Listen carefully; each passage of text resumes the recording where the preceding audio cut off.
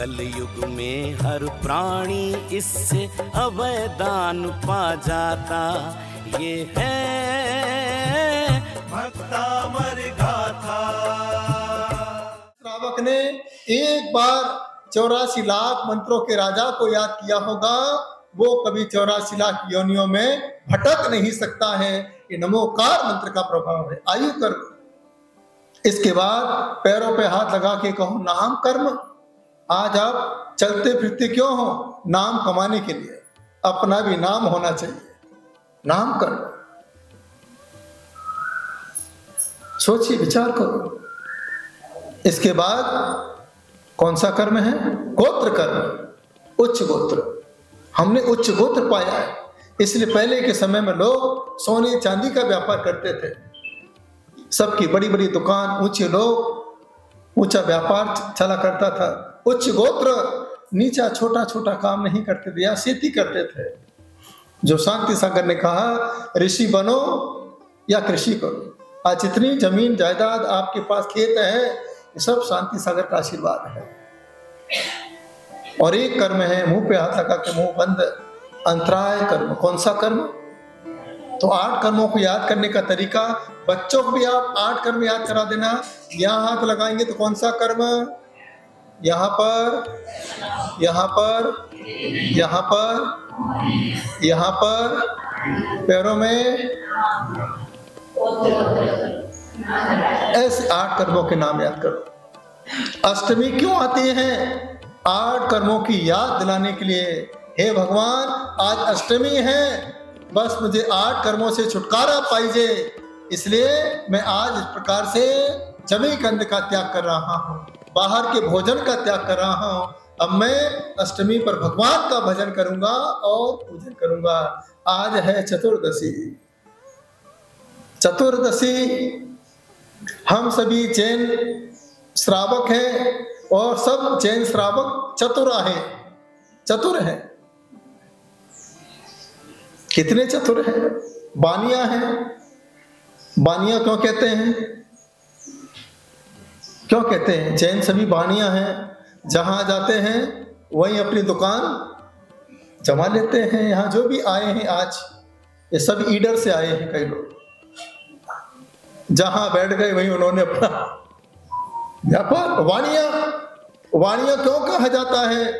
इसलिए वाणिया कहा जाता है जो अपना जीवन भगवान की वाणी के साथ जिया, उसको कहते हैं वाणी के साथ जो जीता है, जो भगवान की वाणी का प्रिय होता है, उसे वाणिया कहा जाता है। पहले भगवान की वाणी सुनता है, अभिषेक करता है, संतों के प्रवचन सुनता है, उसके बाद जाके दुकान खोला करता है। ऐसे कर्म चतुर्दशी आती है चतुर होने के लिए। 14 गुणस्थान हुआ करते हैं। हे भगवान, बस मैं 14 गुणस्थान से गुणस्थान अतीत हो सकूं और अपनी आत्मा का कल्याण कर सकूं। तो आप बच्चों को बताते रहना, बेटा, अष्ट कर्मों से मुक्ति पाने के लिए बार बार अष्टमी आती है, और अष्ट कर्मों से मुक्ति दिलाने का एक ही मार्ग है, जिस मार्ग का नाम जिन मार्ग है। 14 गुणस्थान हुआ करते हैं, और 14 गुणस्थान तक पहुंचने के लिए एक ही मार्ग है, रत्नत्रय मार्ग। रत्नत्रय मार्ग के बिना कोई 14 गुणस्थान तक पहुंच नहीं सकता है, और रत्नत्रय के बिना कोई मोक्ष जा नहीं सकता है। इसलिए जैन धर्म में हर श्रावक अष्टमी पर्व मनाता है और चतुर्दशी पर्व मनाता है। हिंदू धर्म में तो दिवाली आती है, दशहरा आता है, होली आती है, रक्षाबंधन आता है। जैन धर्म एक ऐसा धर्म है, सारे पर्व को मनाने के साथ साथ वह अष्टमी चतुर्दशी का पर्व 1 महीने में 4 बार मनाया करता है, कि उसे चतुर्गति से मुक्त होना है, 4 गति से बाहर निकलना है। इसलिए आज मैं चतुर्दशी को आपके बीच में आया हूं, क्यों आप सभी चतुर हैं, समझदार हैं। यहाँ की युवा पीढ़ी बहुत धार्मिक है। पहले भी आए थे, हम देखा, मैंने युवाओं का जो जोश देखा, जब ये चलते हैं, विहार कराते हैं, ऐसा लगता है कि पुराने जमाने में जो संस्कार बच्चों को दिए थे, बच्चों ने फिर अपने संस्कार अपने बच्चों को दिए।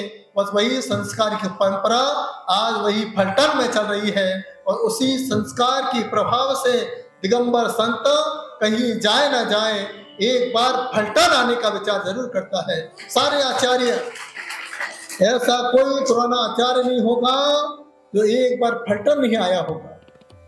हर आचार्य आपके फलटन में आए, क्योंकि यहाँ पर आर्ष परंपरा आज भी जिंदा है। यहाँ कितने और भी साधु आते होंगे जो कई प्रकार की बातें करते होंगे, ऐसा करोगे तो नरक में जाओगे, ऐसा करोगे तो ऐसा करोगे, लेकिन ये ऐसा धर्म है जो आर्ष परंपरा से जुड़ा हुआ धर्म है। आज समय बहुत खराब चल रहा है। पहले के समय लोग ओरिजिनल फल पसंद करते थे, आज के समय लोग चाइना के फल पसंद करते हैं। पहले के समय लोग ओरिजिनल फूल पसंद करते थे, आज के समय लोग चाइना के फूल पसंद करते हैं। मंदिरों में पहले ओरिजिनल फूल चढ़ाए जाते थे, आज के समय ऐसे मंदिर हैं, जैन मंदिर, जिस मंदिर में चाइना के फूल लेके जाते हैं। कितना समय बदल चुका है सोचिए। पहले हम लोग ओरिजिनल आम चढ़ाते थे, लेकिन आज ऐसे मंदिर हो गए हमारे देश में जहां पर हम लोग चाइना मेड प्लास्टिक के फल चढ़ाते हैं। बोले हमारा ओरिजिनल का त्याग है, प्लास्टिक का फल हमारे यहाँ चलता है, प्लास्टिक के फूल हमारे यहाँ चलते हैं। कितना धर्म बदल चुका है सोचिए। लेकिन याद रखना, कई बार लोग कहते हैं महाराज जी समय इतना बदल चुका है, ये जैन धर्म क्यों नहीं बदल रहा है? अब तो बदलाव आना चाहिए। पहले के समय बैलगाड़ियां चला करती थी, अब तो मोटर गाड़ी चलती है। प्लेन में जा सकते हैं आप, तो 2-4 घंटे में आप शिखर जी की यात्रा करके आ सकते हो। कहाँ इतनी मेहनत करते महाराज जी, समय बदल चुका है। ये बच्चे हैं आज के समय, कुछ भी प्रश्न करते हैं। अब थोड़ा बदलाव आना चाहिए। लेकिन याद रखना, बाकी के धर्मों में बदलाव आ सकता है, लेकिन जैन धर्म एक ऐसा धर्म हुआ करता है जिसमें कभी बदलाव नहीं आ सकता है। इसलिए बदलाव नहीं आ सकता है क्योंकि यह जैन धर्म प्राकृतिक है, नैसर्गिक है। इसका नमोकार मंत्र प्राकृत में लिखा हुआ है। निसर्ग से ये नमोकार मंत्र आया है, और निसर्ग से हमारे भगवान की मूर्ति आई है, क्योंकि हमारे जैन आगम में अकृत्रिम चैत्यालय होते हैं, और अकृत्रिम चैत्यालय किसी ने नहीं बनाए हैं। नमोकार मंत्र हुआ करता है जिसे किसी ने नहीं बनाया है। एकमात्र जैन धर्म ऐसा धर्म हुआ करता है जिसमें अकृत्रिम चैत्यालय हुआ करते हैं। एक ऐसा धर्म हुआ करता है जिसमें अकृत्रिम नमोकार मंत्र होता है, और जैन धर्म में एक ऐसा धर्म हुआ करता है जो इस धर्म में आ जाता है वह नैसर्गिक हो जाया करता है, निसर्ग से जुड़ जाता है, उसकी आत्मा का कल्याण होता है। बाकी के धर्मों में हमेशा अपडेट होता रहता है, लेकिन याद रखना अपडेट होने वाले आउट ऑफ डेट हो जाते हैं। देखो पहले एक मोबाइल चलाता नोकिया, आज नोकिया कहाँ गया? अपडेट नहीं हुआ तो सब खत्म हो गया। पहले गाड़ी चली थी प्रीमियर, अपडेट नहीं की तो गाड़ी चली गई हमारी। जैन समाज ने गाड़ी लॉन्च की थी प्रीमियर, पहले बालचंद जी ने गई, गाड़ी खत्म। अपडेट नहीं किया तो गाड़ी बंद हो गई। तो जैन आचार्य कहते हैं कि जो अपडेट होते हैं वो आउट ऑफ डेट हो जाया करते हैं, कि जैन धर्म एक ऐसा धर्म हुआ करता है जो अपडेट की बात नहीं करता है। तो जैन धर्म पहले से ही सेटअप हुआ करता है, यहाँ पर कोई धर्म आउट ऑफ डेट नहीं हुआ करता है। जैन धर्म पहले भी अप टू डेट हुआ करता था और आज भी अप टू डेट हुआ करता है। इसका नाम होता है जैन धर्म। यहाँ कुछ भी नहीं बदलता है। कई लोग कहते हैं कि भाई दूध शुद्ध कहाँ मिलता है, अब दूध की जगह पानी से अभिषेक कर लो, तो कहना चाहिए जैसे चौके में दूध आता है उसी प्रकार से हम लोग त्रिलोकीनाथ के लिए भी दूध लेकर के जाते हैं। जब चौके के लिए घी आता है तो 3 लोकीनाथ पड़े या साधु पड़े। आज मैं हर जगह शांति सागर की ही बात कहता हूँ। लोग कहते हैं महाराज जी आपके गुरु पुष्पदंत सागर हैं, उनकी परंपरा तो आदि सागर वाली है और आप शांति सागर जी का ज्यादा नाम लेते हो। मैं कहता हूं हमेशा लोगों से, अगर शांति सागर नहीं होते तो धर्म दक्षिण का दक्षिण में ही रह जाता। एकमात्र शांति सागर जी हुए जिन्होंने दक्षिण में दीक्षा लेकर के दिल्ली के लाल किले तक रत्नत्र धर्म को फैलाया। एकमात्र वो आचार्य। आज जब संविधान में नाम देखा जाता है तो संविधान में किसी भी संत का नाम नहीं मिलेगा। संविधान में ना तो तरुण सागर जी का नाम मिलेगा जिन्होंने इतनी प्रभावना की, संविधान में ना तो विद्यासागर जी का नाम मिलेगा जिन्होंने इतना सारा धर्म दीक्षाएं दी। याद रखना, जब जब संविधान उठा के देखा जाएगा उस संविधान में अजैनों को मंदिर से रोकने वाला नाम एकमात्र शांति सागर जी का आता है और किसी का नाम आपको पढ़ने को नहीं मिलेगा। एकमात्र उनकी ही देन है कि आज अपने मंदिर सुरक्षित रहते हैं। कितने व्रत उपवास किए तो आपके पूर्वज जानते होंगे, कितने समय तक उन्होंने अन्न नहीं लिया होगा अजय आपके समाज के लोग जानते होंगे। नाते पुते समाज में किस प्रकार की घटना घटी होगी वो जानते होंगे। लेकिन आज इतनी बड़ी देन शांति सागर जी की हम लोग फोटो हटा रहे हैं, हम उनका नाम मिटा ना, अपने पास कुछ विशेष बचने वाला नहीं है। इसलिए मैं आज चतुर्दशी के दिन आपके बीच में आया हूं, आपको फिर चतुर बनाने के लिए। अपनी चतुराई का ध्यान रखना, किसी की बातों में नहीं आना, यही कहना जो शांति सागर ने बताया है बस वही धवला सठखंडागम ग्रंथ ने बताया है। और सठखंडागम ग्रंथ भारत में और कहीं नहीं है। कहां पर है? इसी फलटन में है। सबसे पहला ग्रंथ फलटन में है और सबसे पहले संत शांति सागर फलटन में है। सब कुछ फलटन में है, तो हम क्यों इधर उधर भटके हैं? पूरी आत्मीयता के साथ, तन्मयता के साथ आज आपके बीच में हूँ, आशीर्वाद देने के लिए आया हूँ और बताने के लिए आया हूँ। आज चतुर्दशी है और कल पूर्णिमा है। कल की पूर्णिमा बहुत लोग मनाएंगे, लेकिन आपको मालूम होगा बुद्ध कौन थे? भगवान महावीर स्वामी के परम शिष्य। यही वो जगह है जहां पर डॉक्टर अंबेडकर ने पत्र लिख के पहुंचाया था शांति सागर जी के पास कि मैं आपके जैन धर्म को स्वीकार करना चाहता हूं। उस समय शांति सागर जी ने क्या जवाब दिया? हम जैसे होते तो स्वीकार कर लेते कि भाई इतनी सारी पब्लिक मिलेगी, भाई इतनी बड़ी सभा मिलेगी।